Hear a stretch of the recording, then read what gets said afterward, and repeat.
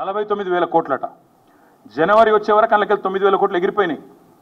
ముఖ్యమంత్రి స్వయంగా చెప్తాడు, నేను కడుపు కట్టుకుంటే ఒక్క సంవత్సరం చాలు 40,000 కోట్లు ఇచ్చేస్తా. ఇది ముఖ్యమంత్రి మాట. అంటే 9,000 కోట్లు ఎగిరిపోయినాయి. మళ్ళీ తర్వాత పార్లమెంట్ ఎలక్షన్లు అయిపోయినాయి, డబ్బల ఓట్లు పడ్డాయి, మళ్ళా గొంతు మారింది. మళ్ళీ ఏమంటారు, క్యాబినెట్లో 31,000 కోట్లు చాలు, మళ్ళీ 9,000 కోట్లు ఎగిరిపోయింది. క్యాబినెట్లో 31,000 కోట్లు. తెల్లారి బడ్జెట్ పెట్టారు జూలై లాస్ట్ వీక్లో, అందులో 26,000 కోట్లే, 5,000 కోట్లు ఎగిరిపోయింది.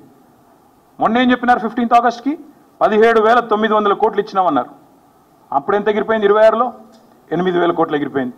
మళ్ళీ నిన్న బట్టి గారు సావు కబురు చల్లగా చెప్పిండ్రు, 17,900 కోట్లు ఎక్కడిది, ఇచ్చింది 7,500, 10,000 కోట్లు ఎగిరిపోయింది. ఎక్కడ 49, ఎక్కడ 40, ఎక్కడ 31, ఎక్కడ 26, ఎక్కడ మళ్ళీ 17,900, ఎక్కడ 7,500. ఇగో ఇది వీళ్ళ మోసాల పరంపర, వీళ్ళ కోతలు. అందుకే ఈ కోతల రాయుళ్ల ప్రభుత్వాన్ని తప్పకుండా తూర్పారబడతాం, రైతుల తరపున ఖచ్చితంగా ఎండగడతాం. ఎవరైనా చీటింగ్ చేస్తే మనని వ్యక్తులుగా మనం పోయి పోలీస్ స్టేషన్లో చీటింగ్ కేసు పెడతాం.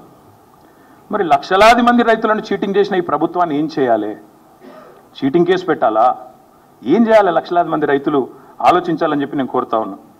4 కోట్ల మంది తెలంగాణ ప్రజల సాక్షిగా చెప్పేది, ఈ 70 లక్షల మంది రైతులను ఖచ్చితంగా ఈ ముఖ్యమంత్రి వెన్నుపోటు పొడిచిండు, మాయ మాటలతోని మభ్యపెట్టి తడిగుడ్డతో గొంతు కోసిండు. 100% నిజంగానే నువ్వు చెప్పినట్టు రుణమాఫీ చేసుంటే ఎందుకు తెలంగాణ ఇవాళ రైతుల నిరసనలతో అట్టుడుకుతా ఉంది? ఇక రైతుల నిరసనలు పెరిగంగానే ముఖ్యమంత్రి గారికి ఒక టాక్టిక్ అలవాటైంది బాగా, అటెన్షన్ డైవర్షన్ టాక్టిక్. ఏదో ఒకటి చిల్లర భాష మాట్లాడాలి, బజారు భాష మాట్లాడాలి, మాట్లాడి దానివైపు దృష్టి మలచాలి.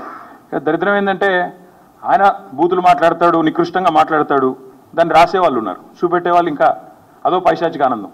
కేసీఆర్ని తిట్టంగానే చూపెట్టి సంబరపడే కొన్ని మీడియా సంస్థలు, కొన్ని అందరిని అంటలేను, అదో రోగం ఉంది ఇక్కడ ఈ రాష్ట్రంలో. ఎందుకంటే వాళ్ళకి తెలంగాణ ఇష్టం లేదు, తెలంగాణ అస్తిత్వం ఇష్టం లేదు. కాబట్టి సహజంగా కేసీఆర్ని తిడితే సంకలు గుద్దుకుంటూ అరే బాగా తిట్టిండు అని సంబరపడే కొంతమంది సన్నాసులు ఎవరైతే ఉన్నారో వాళ్ళకి నేను చెప్తా ఉన్నా, మేము అటెన్షన్ డైవర్ట్ కాం, మేము బరాబర్ రైతులతోనే ఉంటాం. ఆయన ఎన్ని చిల్లర మాటలు మాట్లాడినా, ఎంత బజారు భాష మాట్లాడినా, తన వికృత స్వరూపాన్ని ఎంత బయట పెట్టుకున్నా మేము మాత్రం రైతుల కోసమే రణం చేస్తాం, రైతులతోనే ఉంటాం. మేము ఖచ్చితంగా ఎంబడబడతాం. ఇవాళ ఒకటి కాదు మోసం, చూడండి ఒకసారి రైతు భరోసా పెంచి